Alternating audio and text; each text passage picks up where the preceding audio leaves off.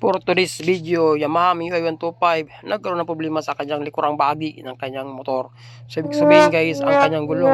So ang gulong ay nagkaroon ng ingay, no. Matagal na itong nararamdaman niya, kaya lang isa na walang bahala niya. Ngayon, lumaki ang tunog at nagkaroon ng ingay.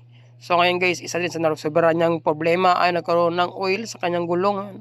Leaking na oil na yan, dahil hindi niya alam kung saan nangagaling. At syempre, nung nakita ko guys, sinabi ko sa kanya, ang problema nito ay oil seal. So yung gear oil mo, tumulo, tapos nasa loob ng hub, tapos unti-unti tumilapon sa gulong, kaya ito ang nangyayari. So kapag nasira ang ating oil seal guys, isa sa dahilan ay ang bearing, malaki ang alog ng kanyang bearing. Kapag malaki ang alog ng bearing, automatic masisira ang ating oil seal kasi gumigewang-gewang ang ikot ng ating gulong. At yung labi ng ating oil seal ay natatamaan.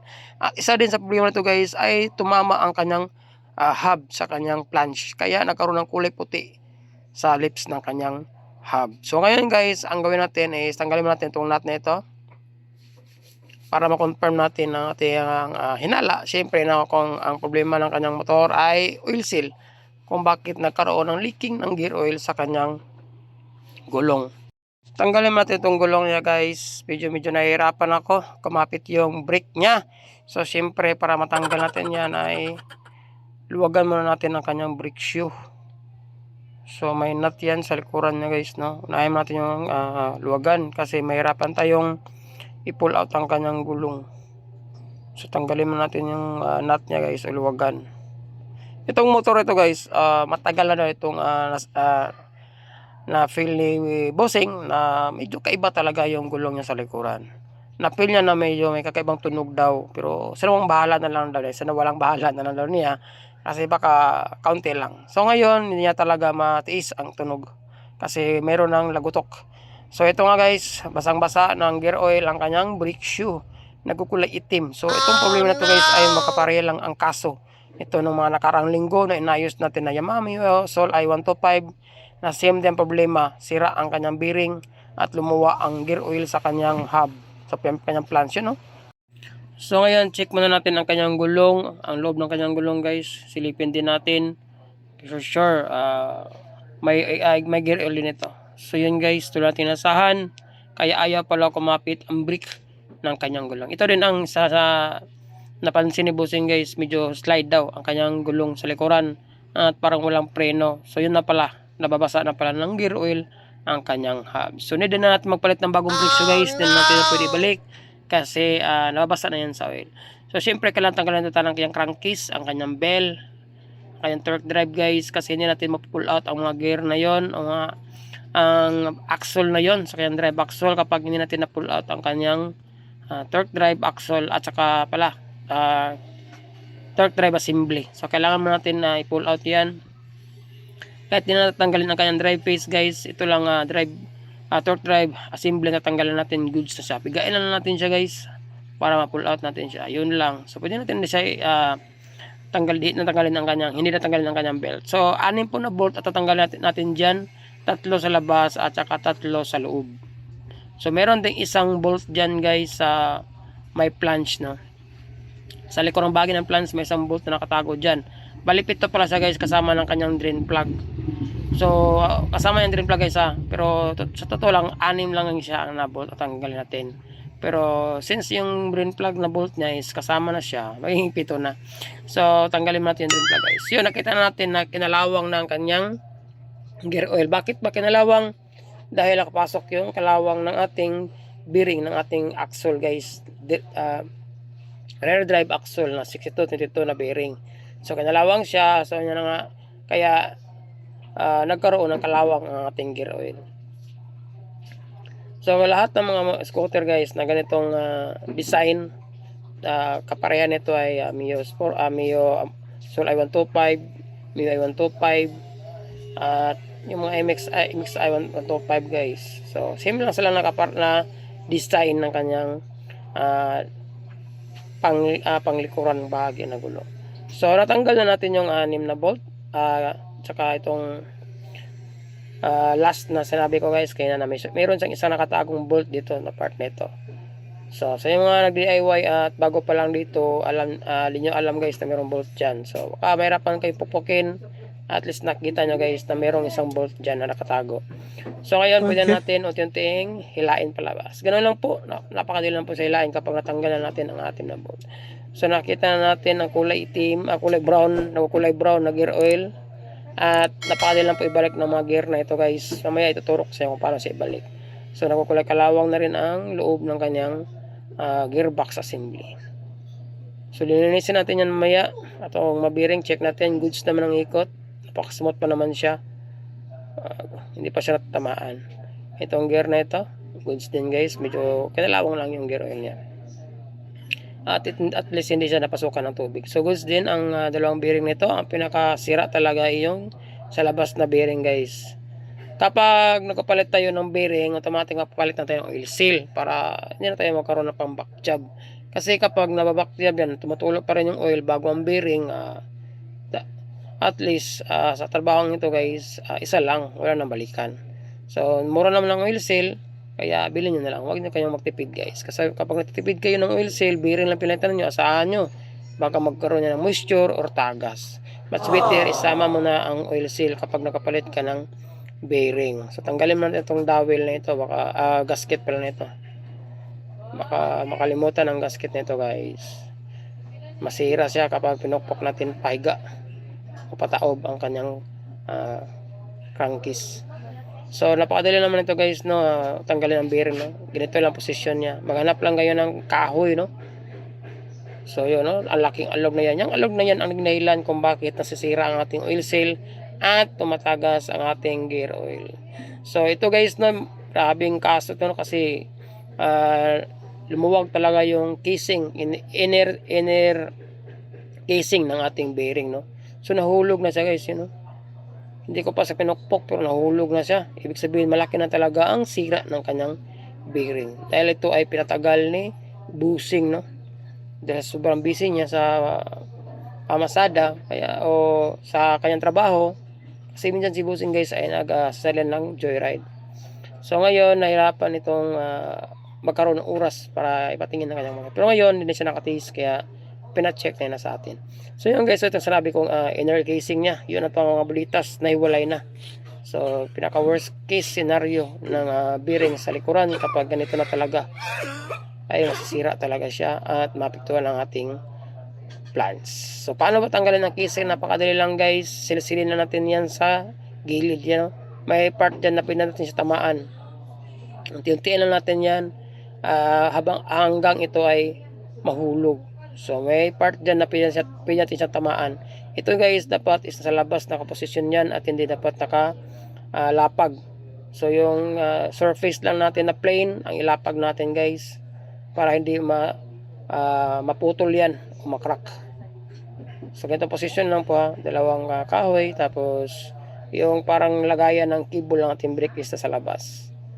So tapos alalayan dalawang pa, unti-unting pukpukin, tagiliran hanggang ito ay mahulog. So naman siya masyadong matigas guys, hindi na sa tanggalin yun, no? So yun po ang kanyang natitirang housing din sa outer na part na yan.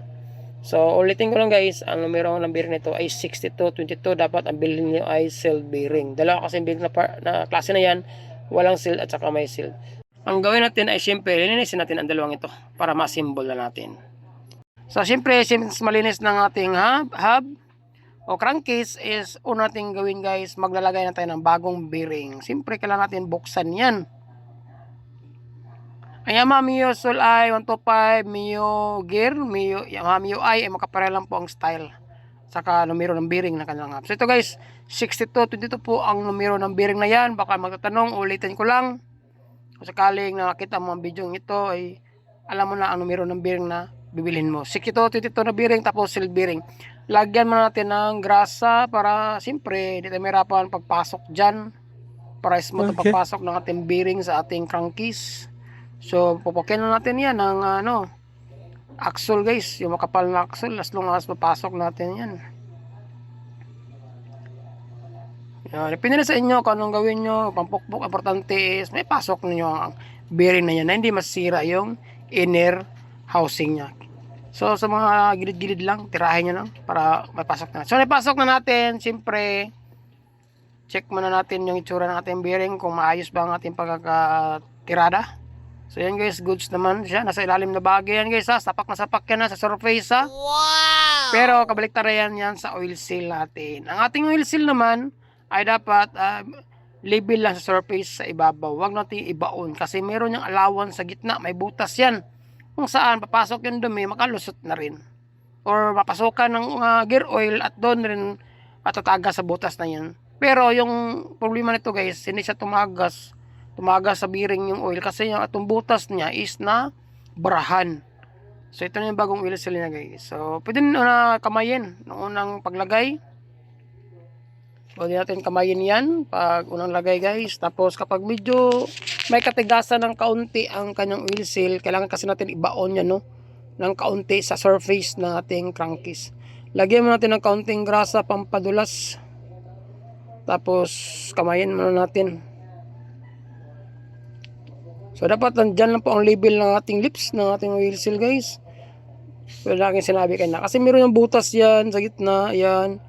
Parang ano yan eh. Labasan ng dumi. Or basta pag may tagas ng oil o tubig sa loob ng hub. Kung papasok sa bearing dyan po lulusot. Yun po ang purpose niya ng butas na yan. So ito lagyan na natin. Pwede natin kamayin yan.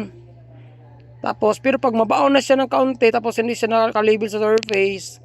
Pwede nyo alalayan ng pukpok yung siding, yung mga gilid-gilid niya.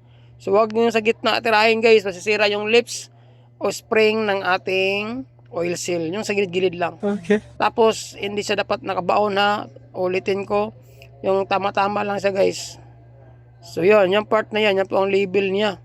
Dapat nakabaon ng kaunti ang ating oil seal. Wag nating idiin. So pag piling natin okay na, pag may kulang pa, pwede natin unti-untiin na pagpukpok para balance guys, para hindi magilid ang ating oil seal. So kahit kayo kaya nyo to guys, kapag nakita nyo ang video nyo to no, kahit kayo mag DIY, kapag malayo kayo sa mga shop o mga mekaniko o hirap makahanap ng mekaniko, so ganyan lang po ang paraan o process ko para magpalit ng oil seal ng ating hub. So ito na po pinali na guys. Yun, napakalinis na, di ba? Siyempre, since tapos na natin diyang mapalitan ng bearing at saka oil seal, ay siyempre kabit na natin yung mga gears na tinanggal natin. So ngayon guys, ang pinaka next pala natin gawin ay maglalagay muna natin ng kaunting gear oil sa kanyang mga gears guys no, para smooth siya ang pag-iikot no. Tapos maglagay din tayo ng gear oil sa ating mga gears. Isabay natin ikabit ang dalawang gear na to guys, yung malaki, yung sa drive axle natin at saka itong counter gear niya guys. So sabay natin kasi nasa likurang bahagi po yung malaking gear na yan. Yan. So tanggalin muna natin uli yung gear na unang kinabit natin. Siyempre maglagay din tayo ng kaunting gear oil. Huwag yung sobrang dami lang. Kasi maglalagay pa tayo dyan mamaya ng isang gear oil din. Isang 100 ml na gear oil. So sabay natin. Pagkatapos malagay ng dalawang gear na yan guys, saka natin lagay yung drive axle natin. Siyempre maglagay din yan ng gear oil na, para hindi siya magkaroon ng metal to metal contact. So mayroon na siyang lubrication agad. Yan. So isintro lang natin yan guys. Dali lang yung sintro yan no? Kahit kayo kaya nyo mag DIY guys. Kapag malayo ko sa yung mga shop or nasa mga probinsya kayo, kapag nakita nyo ang video nito, malaking tulong ito sa mga. At siyempre kung ikaw ay bago pa sa aking channel, huwag kalimutang mag-subscribe at mag-like na rin guys, kasi ito ay malaking tulong sa aming mga content creator. Maraming salamat. So maglagay din tayo ng oil sa bearing na ito, yung dalawang bearing yan, 6201 at 6201. So napadali na po ikabit nito guys no? Pagkatapos malagyan natin ang kanyang metal gasket, ay isapak na natin to. Basta tandaan nyo lang kung ano ang ginawa nyo yung pagtanggal. Ito din ang paraan kung paano magbalik. Yun ang mga tips at advice ko guys sa mga na planong mag-DIY at saka gusto matuto sa pag-DIY. At siyempre kung gusto mo maging mekaniko, malaking tulong itong video nito guys. Kasi makakuha ka ng mga counting idea makakatulong sa yung pag-aayos ng iyong motor. Lahat ng mga scooter ay makaparelang po ang paraan ng pagtanggal ng flange na ito guys. So wag mo natin higpitan yung isang bolt na yun, kasi mayroon pa tayong 6 na bolt na ibalik dyan sa likuran. Dapat guys is pantay-pantay lang pagkahigpit para hindi siya magkaroon ng disalignment at naiwasan natin magkaroon ng leaking ng gear oil. So, importante is umiikot yung gear na yan. Ay, yung axle pala. So, lagay mo natin yung kanyang washer before natin makalimutan. At before tayo lilipat sa kabila guys, maglagay muna tayo ng bagong brake shoe. Yung sa Yamaha Mutual ay guys, nung nakaraan, hindi tayo nagpapalit ng brake shoe kasi nag-aalanganin ang may-ari kasi short siya sa budget. Pero ito, sinadjust ko sa owner, yung palit siya ng bagong brake shoe kasi napaka-importante po para hindi tayo mahirapan pang mag-brake. So kapag nag-brake tayo guys, tapos yung brake shoe ibalik natin, ay may potential na mag-slide na naman siya uli kasi guys naniligo na siya ng oil.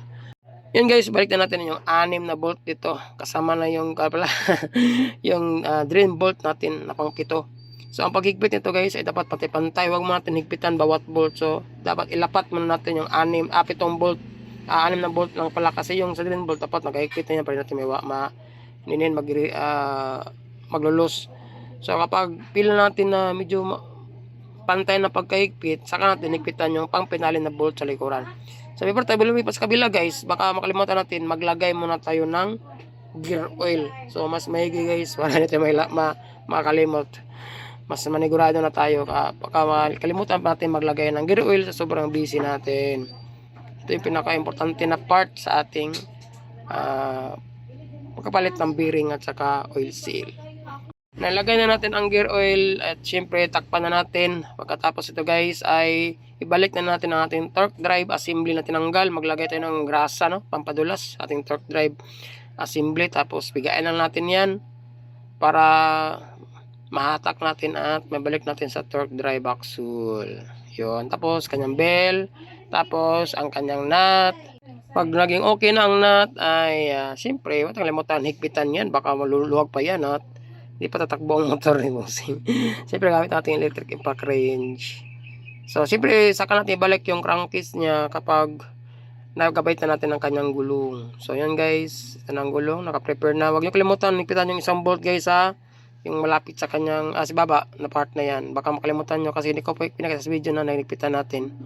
So yung kulay puti na yan guys, yan po ang tama niya sa kanyang gulong. Nung grabe ang pag-ewang nito, no, na nakalimutan ni hindi pa pinakontrol ni bossing guys. Kaya nagkaroon siya ng kulay puti-puti sa tagilang bahagi na yan. Yan pala ang tumama kasi nga is malaki ng sira ng kanyang bearing. So lagyan natin kanyang washer, ang kanyang nut, at saka higpitan na natin para sa pinali natin trabaho. Before natin ikabit yung gulong ay simple kailangan natin paanda rin ang kanyang motor guys para yung belt at saka yung drive base, drive pulley at torque drive assembly is maghihigpit siya at may kagat na siya. So yun, at electric impact range natin, okay naman ang kanyang ikot, napaka-smooth naman. So siyempre yung pinaka-pinali before natin paanda rin guys, i-off muna natin ang kanyang side stand kasi nakalimutan ko siyang i-off. Hindi yan andar kapag naka-una ka ng side stand. Let's go!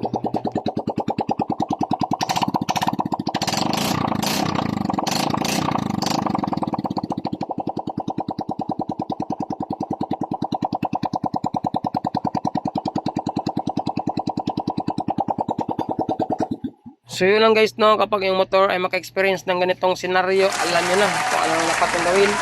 Maraming salamat at syempre see you sa aking next video. Ride safe, God bless. Ayos.